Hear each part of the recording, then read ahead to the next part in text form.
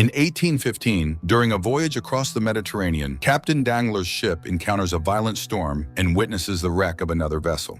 The captain's assistant, Edmond Dantes, spots a woman clinging to debris in the sea and dives in to rescue her. He manages to save the unfortunate woman, but Danglars is furious as the young man disobeyed his orders. Danglars has Dante locked in the hold and confiscates a letter from the rescued woman, which she was carrying from the exiled Napoleon. He then locks her in Dante's cabin.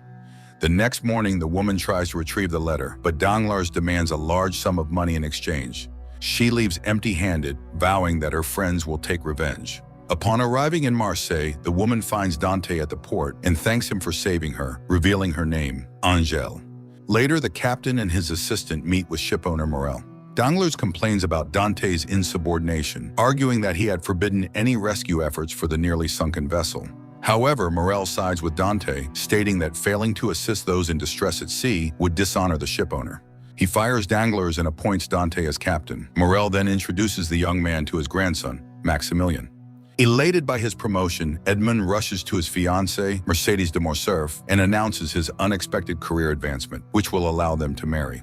Mercedes is overjoyed as her dreams are coming true. Mercedes takes Dante to her family estate, where his father works as a steward. Overwhelmed with happiness, the old man weeps upon hearing the good news. Later, the de Morcerf family, along with Dante, gathers for a celebratory dinner. During the feast, Edmond's foster brother, Fernand de Morcerf, Mercedes' cousin, toasts the youngest captain in France. Mercedes arrives pretending she knows nothing of the news. Later, the young couple takes Fernand out to sea, where they reveal their intention to marry. This comes as a blow to Fernand, who has long been in love with his cousin. Additionally, he doubts her parents will approve. However, Mercedes is confident her family wishes for her happiness and will not oppose the marriage. The wedding day arrives. In the church, Edmond awaits his bride, who is escorted to the altar by her father. But in the middle of the ceremony, gendarmes burst in, arresting Dante and dragging him away, despite the protests of those present, including Fernand's attempt to intervene. Dante is brought before Gérard de Villefort, the deputy public prosecutor of Marseille, who accuses him of supporting the deposed Emperor Napoleon. The key evidence is a letter found on the ship, hidden in a Bible belonging to Dante. Edmond recalls the rescued woman who had been locked in his cabin and suspects she hid the letter. He requests that the sailor, Chateau, be questioned and mentions the woman's name, Angèle. Upon hearing the name, Villefort's attitude toward Dante changes instantly. Confirming that Edmond has told no one else, he orders the young man to be detained under the pretense of proving his innocence. Sometime later, Fernand visits Villefort, who is meeting with Chateau and Danglars. Fernand is prepared to vouch for his friend, but the prosecutor presents Napoleon's letter and reminds Fernand of the opportunity to eliminate a rival. Furthermore, the disgrace of betrayal could tarnish the de Morcerf family name, something Fernand wishes to avoid. Reluctantly, he agrees to give the testimony Villefort needs. Danglars and Chateau silently comply, understanding that defying the prosecutor could lead to severe consequences. Meanwhile, Dante is beaten and thrown into prison. Fernand returns to the estate and informs Mercedes that he could do nothing to secure her fiancé's release. That evening, Villefort's mistress, Victoria, is visited by his sister, who turns out to be Angèle, explaining his reluctance to expose the affair involving the letter. Angèle demands that he release Edmond, threatening to reveal their affair and the imminent birth of his illegitimate child, which would cause a scandal. Villefort, however, attacks her.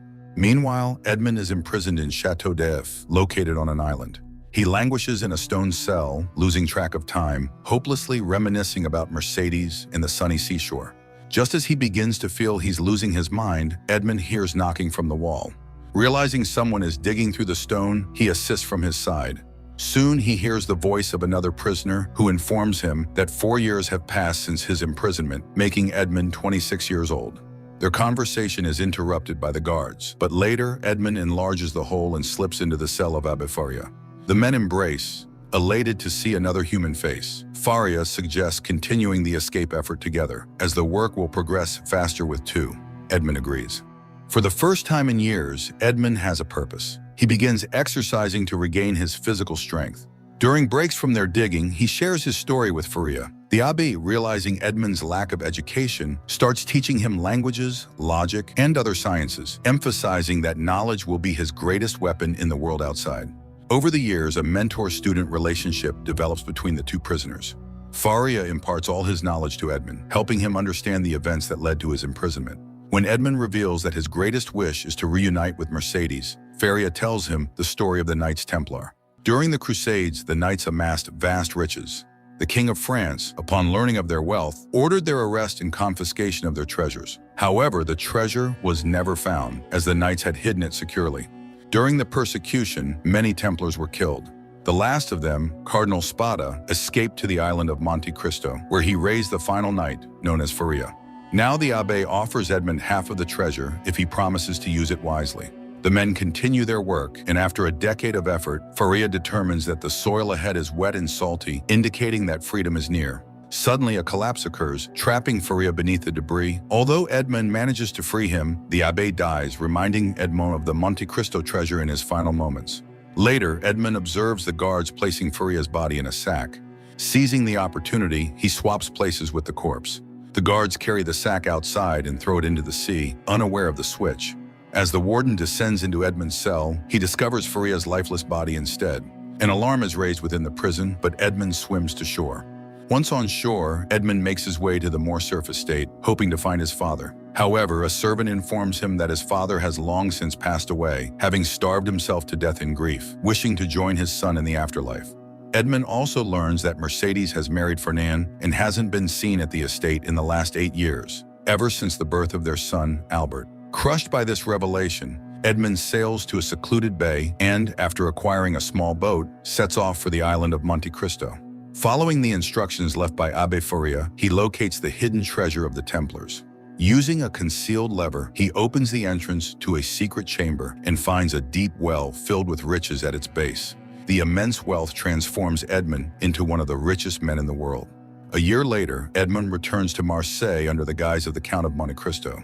Disguised as an abbé, he meets with his former comrade, the sailor Chateau, and tells him that Edmond Dantes died in his arms. Before passing, Dantes supposedly entrusted a valuable gem to him, asking that it be given to his trusted friends, Chateau and Fernand, believing them to be honest. The abbé then reveals that Danglars was the true author of the incriminating letter. However, Chateau confesses that it was Fernand and Danglars who betrayed Edmond out of jealousy and spite. Fernand acted out of love for Mercedes, while Danglars sought revenge for losing his position as captain. Chateau himself only confirmed their statements, lying about overhearing Edmond's support for the emperor. The only one who remained loyal to Edmond was the shipowner, Morel. After Edmond's arrest, Morel was forced to rehire Danglars as captain. Soon after, half of Morel's ships were allegedly seized by pirates, compelling him to sell his company to Danglars for a pittance. Miraculously, the ships returned once the sale was complete. Villefort, who could have intervened, turned a blind eye, as Victoria, his former mistress, had since married Danglars. Tragically, Morel died in poverty. Chateau reveals that he feared confronting powerful figures, lest he meet the same fate as poor Angela, who tried to save Dante. Villefort had handed her over to the Maillard brothers, notorious procurers, exploiting her beauty for profit. Learning all this, Edmond secures Chateau's promise to assist him when called upon. He then goes to a church and vows to God to deliver justice upon those who wronged him. That evening, Edmond visits Angela, who lies on her deathbed. She recognizes her savior and confesses that she once escaped, determined to take revenge on Villefort. She even traveled to Paris and found his home. When she prepared to kill him, she witnessed Villefort burying a live infant, his illegitimate son with Victoria, in the garden. Angela rescued the baby, naming him André, and placed him in an orphanage before being recaptured by her captors. Despite this, she occasionally managed to visit the boy. Following their conversation, Edmond, now Count of Monte Cristo, tracks down André in a boy's home. He promises to prepare him for revenge against those who ruined their lives. 5 years pass. In Paris, General Fernand de Morcerf announces his retirement from the army to take a seat in the Chamber of Peers. He is celebrated as one of France's finest soldiers, having gained fame during the defense of the Sultan of Janina's family, though he failed to save them. After the ceremony, Fernand, Mercedes, and their son Albert head home. Fernand scolds Albert for his indifference toward Eugénie Danglars, a wealthy and desirable match. Suddenly, a thief breaks into their carriage, stealing Fernand's recently awarded Legion of Honor. Albert pursues the thief, only to be ambushed. He is saved by the Count of Monte Cristo, who demonstrates remarkable combat skills before disappearing with his associates. Albert is impressed, but loses consciousness after being struck. The next day, Albert and Fernand visit the Count to express their gratitude. The Count displays his impressive collection of weapons and demonstrates his shooting skills in a private range. Before they leave, Fernand invites the Count and his protégé, Prince Cavalcanti, to a hunting expedition hosted by Baron Danglars. While escorting Fernand out, Albert hears singing and discovers a beautiful young woman in one of the rooms. The Count introduces her as his goddaughter, Haiti, and warns Albert not to pursue her. Haiti, he explains, was sold to pirates after her father's death, and he rescued her. Now he protects her from further emotional harm. The Count orchestrates a seemingly chance encounter between Haiti and Albert, carefully rehearsed with Haiti beforehand. Albert is captivated by her beauty and grace. Observing the young man, the Count recalls how he meticulously trained André in etiquette, preparing him for high society. Later, Prince Cavalcanti is introduced during the hunting trip. Following the Count's advice, he begins courting Eugénie Danglars. The hunt begins with everyone racing through the forest until the beaters manage to wound a deer. Cavalcanti volunteers to finish off the animal, doing so while staring directly at Villefort. After the hunt, the party gathers for lunch, where André meets Eugénie. Fernand seizes the opportunity to introduce the Count to his wife. Monte Cristo's expression remains calm, but Mercedes is visibly anxious, as if recognizing her former fiancé. She attributes her unease to the excitement of meeting her son's savior. Albert notices his mother's agitation, but she reassures him. Upon returning home, Dante recalls Mercedes and loses control of his emotions. He rereads Fernand's denunciation letter and bitterly notes the absence of tears for him on Mercedes' face. However, Haiti promises that the woman will soon taste sorrow. Later, the Count and Cavalcanti accept an invitation to a dinner party at Danglars' residence. During a card game, Monte Cristo mentions that the young man's father is unimaginably wealthy, though he wouldn't vouch for his honesty as he plans to marry his son to the richest heiress in Paris. This revelation doesn't faze Danglars. At this point, Fernand recalls hearing that the main newspaper had been purchased by a foreigner, Lord Halifax. The Count warns that Halifax uses the press to publish false news and manipulate the stock market. However, his warning is dismissed.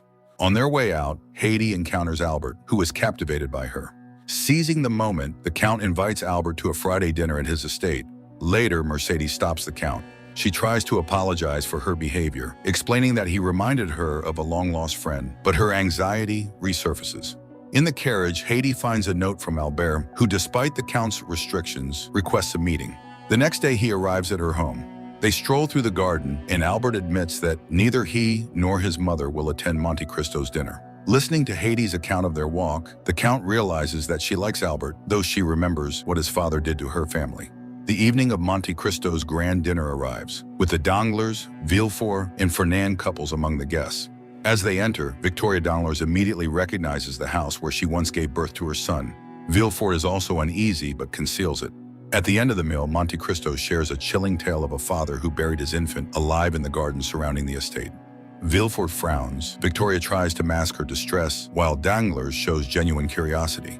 Their host vividly recounts how, on his first night in the house, he heard screams from the upstairs room, followed by a child's voice begging to be freed. The next morning, he ordered his men to dig up the garden, uncovering a chest, which he now proposes to open in front of them. Inviting the guests to follow, he reveals the chest. Victoria and Villefort can no longer hide their fear as Monte Cristo opens it, only to reveal it empty. Danglars laughs at what he considers a clever prank, while the others breathe a sigh of relief. The next day, Victoria demands answers from Villefort, but the prosecutor can offer no explanation. Sensing that their dark secret is in jeopardy, he resolves to learn more about the Count. It turns out, however, that this was precisely Monte Cristo's plan. He assumes the identity of Lord Halifax, known as Monte Cristo's adversary, and meets with Villefort. Disguised as the Englishman, he allays Villefort's suspicions by recounting a duel he fought with the Count years ago in India. Meanwhile, the Count leaves town, instructing his allies to continue building ties with Eugénie and Albert. The young people grow closer, falling in love. In Marseille, the Count reminds Caderousse of his debt to their late friend. In Paris, Albert and Haiti's relationship blossoms, as do Eugénie and André's affections. Soon, the Count returns and with Haiti attends Eugénie's birthday celebration. While the young people step away, Mercedes invites Monte Cristo for a walk. She offers him wine and refreshments, but he refuses. Mercedes recalls an Arabic custom where sharing food symbolizes eternal friendship. The Count retorts that in Paris, loyalty has long vanished. Mercedes then asks him to share his memories. He confesses that he once loved a woman deeply, but she failed to wait for him despite her vows of eternal fidelity. Unexpectedly, Mercedes asks if he could forgive her if she sought his pardon. The Count evades the question. That same day, Halifax's newspaper reports the theft of Danglars' entire fleet, leading to a crash in his stock prices. However, Fernand, with access to military telegraphs, learns the news is false and rushes to reassure his friend. Danglars, already sensing profit, decides to repurchase his shares, anticipating a significant rebound once the truth emerges. He borrows money from the Count, using all his assets as collateral, confident in his imminent windfall. Danglars, with Villefort's help, files a defamation lawsuit against Lord Halifax, holding him responsible for the false report. However, Halifax does not appear in court. Meanwhile, Caderousse redeems himself by seizing Danglars' fleet in Marseille. At the trial, Andrea Cavalcanti appears, representing the Englishman. The young man denies the accusations of lying against Halifax, asserting that the ships were indeed stolen. He then reveals that he spent years living on the streets before being taken in by the Cavalcanti family. It was only in Paris that he discovered his true identity. His father is an aristocrat and his mother is his father's mistress, who believes her son to be dead. This man is none other than Prosecutor de Villefort. Villefort vehemently denies the claim and threatens his son with legal action, but ultimately leaves the courtroom in silence, unwilling to disgrace his former lover. The judge adjourns the session, and once the courtroom clears, Andrea confesses to his half-sister Eugénie that he manipulated her emotions for revenge. He could never love her because they share the same mother, Victoria, now Baroness Danglars. Upon leaving the courthouse, the Count informs Danglars that his fleet has indeed disappeared, and all his wealth now belongs to the Count. He advises Danglars to go into exile to spare his wife and daughter from suffering, as he will show no mercy. However, moments later, an unexpected event occurs. Ignoring the Count's orders, Andrea de Villefort catches up to his father and stabs him to death. He is immediately shot and killed by a soldier guarding the prosecutor. Haydée weeps over his body as the Count arrives. They soon bury the young man, and his death prompts Haydée to turn against the Count, whom she holds responsible for the tragedy. Monte Cristo attempts to justify his actions as justice, but she refuses to listen. She writes to Albert, asking him to forget her forever if he truly loves her. In despair, Albert visits the Count's house and proposes to Haydée that they flee together. She declines, urging him to escape alone. Albert bids her farewell, preparing for death as he cannot live without her. Moved by his words, she agrees to leave with him. As they are about to depart, the Count stops them, reminding Haydée of her family's history. She is the daughter of Ali Pasha of Janina, betrayed and murdered by Fernand de Morcerf, who then sold her into slavery. Hearing this, Albert challenges the Count to a duel, realizing that he has been manipulated and his name dishonored. Haydée begs the Count to spare Albert, but he reminds her of Edmond Dantes' fate. He too was innocent. Children, he says, pay for the sins of their fathers. Haydée runs off in tears while the Count prepares for the duel, inspecting his pistols. Suddenly, Mercedes enters, addressing him as Edmond and pleading for her only son's life. From the moment she saw him, she recognized her lost Edmond. She blames herself for believing the news of his death and succumbing to loneliness. Yet she doesn't understand why it all happened. The Count then reveals Fernand's schemes that destroyed his life, presenting her with a confession letter signed by Fernand. Mercedes reads it, but asks him to seek vengeance only on those truly guilty. The Count promises that her son will live. Mercedes thanks him and embraces him. However, he advises her to say goodbye, as Albert will not spare him. The next morning, Edmond and Albert meet at the appointed location. The Count fires first, deliberately missing. Albert then takes aim, but ultimately lowers his weapon. Later, the Count's carriage returns to his home, where Haydée watches as Dante steps out alone. She shouts her hatred at him, accusing him of stealing her love and life, vowing never to forgive him or herself. Suddenly, her expression changes as she sees Albert emerge from the carriage, alive and well. They embrace as the Count gives them his blessing for a happy life. Meanwhile, Fernand watches as Mercedes boards a carriage to leave his home forever. He rushes to the Count's estate with a saber, seeking to end his rival, whom he has finally recognized. The Count meets him at the gate, also armed with a saber. He recounts how he retraced Fernand's steps, spoke with everyone he knew, and discovered that Fernand had betrayed everyone. A tense duel ensues, during which the Count is gravely wounded in the abdomen. He collapses near the house but rises as Fernand prepares to strike the final blow. Overpowering the general, he leaves him burdened with eternal guilt and shame for his betrayals. Later, Mercedes returns to her family's estate and visits the church where she and Edmond were to be wed. There, she finds a letter hidden in the Bible in which Edmond writes that Providence separated them, but their children will find happiness in their stead. He sets out to see where no traces of man remain until Providence reunites them. She, he writes, must wait and hope. The Count of Monte Cristo is a beloved book for millions. Its gripping plot, noble hero, the triumph of good over evil, and ultimate justice make it a timeless classic. Since the advent of cinema, there have been at least 15 adaptations of this novel. Interestingly, reviews of the latest film fall into two categories. Those who have read the book criticize it, while those who haven't praise it. So perhaps it's better to read it?